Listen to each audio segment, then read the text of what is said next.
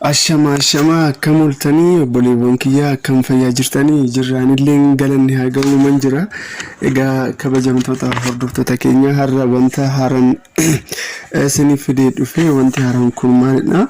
Akkuma beekamu dhukkuba vaayirasii yookaan immoo dhukkuba koronaa ilaalchiseetu jechuudha.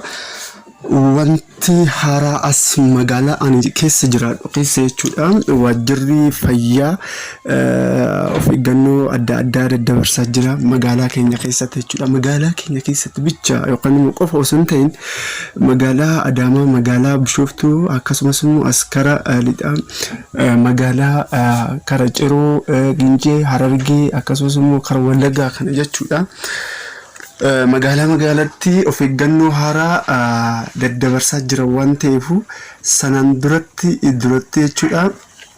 Magaalaa keessatti waajjirri fayyaadha of eeggannoo magaalaa zurzuuratu makiinaadhaan jechuudha.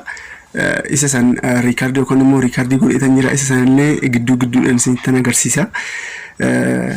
Akkamitti dhibee vaayirasiin hundi keenya ofirraa eeguu dandeenyu akkasumas immoo dhukkubni vaayirasii koronaa maal akka ta'e uummanni tokko waa'ee dhukkuba vaayirasii kana hin beekanii mallattoowwan dhukkuba koronaa maal fa'aadha isa jedhamullee isa kana ibsaa turaniyyuu inni biraa mallattoowwan dhukkuba koronaa yoo argitan kan jedhamu irrattillee isa kanarrattillee gaggabaasaa turan waajjirri fayyaa magaalaa jechuudha.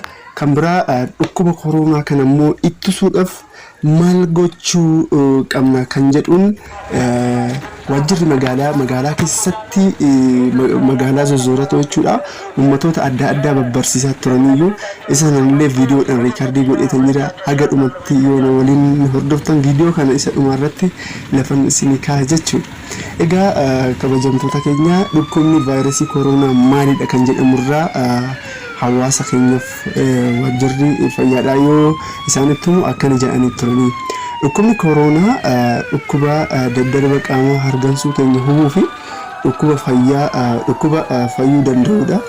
Dhukkubni kun biyyoota baay'ee keessatti akkuma beektan babal'achaa jira. Namoota baay'ee irratti illee miidhaa guddaa akka geessisu isin hunduu beektan. Ispeeshaalii Xaaliyaan, Ameerikaa, Faransaay, Ispeen adda addaa keessatti namoota baay'eetu harca'aa jira waan ta'eef namoonni dhukkuba kanaan qabaman biyya keenya keessatti argamuu irraan kan ka'e hundi keenya dhukkuba kanaan saaxilamuu ta'uu danda'a jechuudha. Ta'us garuu jechuudha maal gochuu qabna? Hirmaannaa cimaa hundi keenya taasifnu tatamsa'inaa fi miidhaa dhukkuba kana hir'isuu ni danda'ama jechuudha.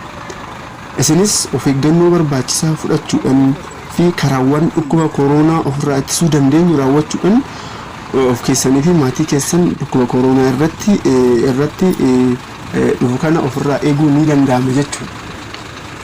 Inni biraa immoo mallattoowwan dhukkuba koronaa maal fa'aadha isa jedhuun namoonni adda addaa kan hin beekne isa kana akka beekan waajjirri fayyaadhaa beeksisee tureyyuu mallattoon kun tokkoffaa ho'ina qaamaa mataan kee ni ho'aa raas mataati kan jedhamu afaan Amaariffaatiin.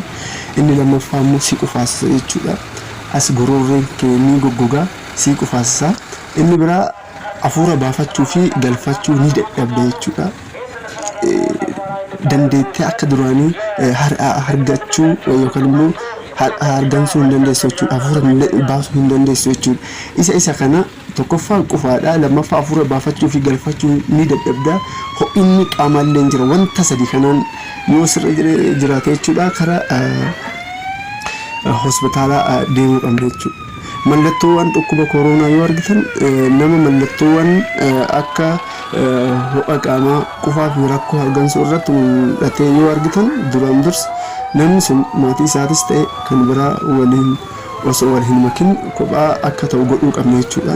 Itti aansuudhaan yoo mallattoowwan kun isin irratti mul'ate gara lakkoofsa bilisaa 8335 fi 6955 itti bilbiluudhaan deeggarsa ogeessaa argachuu ni dandeenya. Bilbila kan deebi'eetan isarratti himuu danda'a. 8335 ni fi yookaan 6955 isa kan bilbila kana qabattanii to'achuu bilbiluu dandeessanii. Dhukkubni koronaa immoo akkamitti ofirraa ittisuu dandeenya kan jedhamu tokkoffaa harka keessan saamunaa fi akkuma beekamu jechuudha. Miidiyaawwan adda addaa waa'ee kana ibsanii garuu yaa warra deemisitti buna yaala harka keessan saamunaa fi bishaaniin dafaati dhiqadhaa yookaan alkoolii jarmii dhorkuu fayyadamuun harka keessan qulqulleessadha. Harkaan ija afaanii fi funyaan keessan tuttuquu dhiisuu qabna jechuudha. Harka keenya osoo hin dhiqatin jechuudha. Nu hunduu harka keenya ija keenya tuquu hin qabnu, afaan keenya tuquu hin qabnu, funyaan keenya tuquu hin qabnu jechuudha. Tuttuqii namaa kamiyyuu wajjin uumamuu isaa nagaa wal gaafachuu dhiisuu qabna. Inni biraammoo bakka namoonni baay'ee jiraatan isaanirraa fagaachuu qabna jechuudha. Nama baay'ee isaan keessatti tokkichi qabamuu danda'a waan ta'eef nu hunduu kana irraa of eeggachuu qabna jechuudha. Egaa kabajamtoota hordoftoota Diidaa akkuma beekamu isin hunduu jechuudha.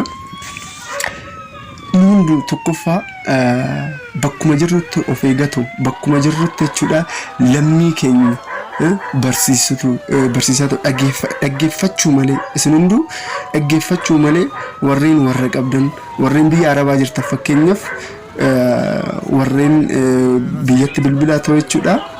Hunduu maal goona tokkoffaa bilbilaa ta'u warra keessan of eeggannoo guddaa kennuudha. Of eeggannoo bilbilaa ta'u akka harka keessan dhiqadhaa namatti hin siiqinaa nama baay'ee keessan deemina duraan harka nama yoo wal cabbattan isa kan wal cabbatullee dhiisuu ni qabdan jechaatoo bilbiluu qabdan jechuudha. Inni kun dhibee takkitti yoo nama qabame jechuudha. Tokkoffaa jiraachuu dandeessa lammaffaa du'uu dandeessa. Baay'ee dhibee nama rakkisu dhibeen kun jechuudha. Nu hunduu dhibee kana jala jechuudha hulluuqnee baa'uu qabna jechuudha.